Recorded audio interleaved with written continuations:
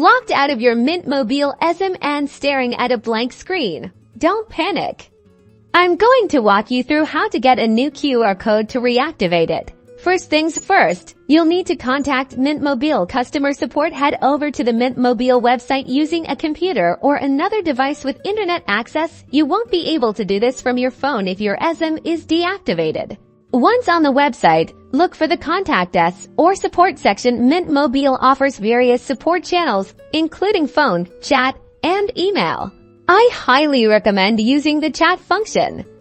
It's often the quickest way to get assistance. Explain to the customer support agent that you need a new QR code to reactivate your Esim because you've either lost the original, switched phones, or encountered an issue that requires reactivation.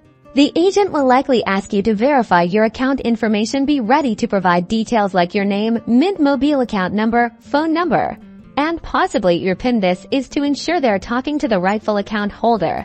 Once your information is verified, the Mint Mobile agent will generate a new QR code specifically for your Esim profile. They'll typically send it to you via email. Make sure to check your spam or junk folder if you don't see it in your inbox. Now open the email on a different device and use your phone to scan the new QR code. This will start the Esim activation process on your device. Follow the on-screen prompts to download and install your Esim profile. After your Esim is successfully downloaded and installed, give it a few minutes to activate on the Mint Mobile network, and you should be back up and running as you were before.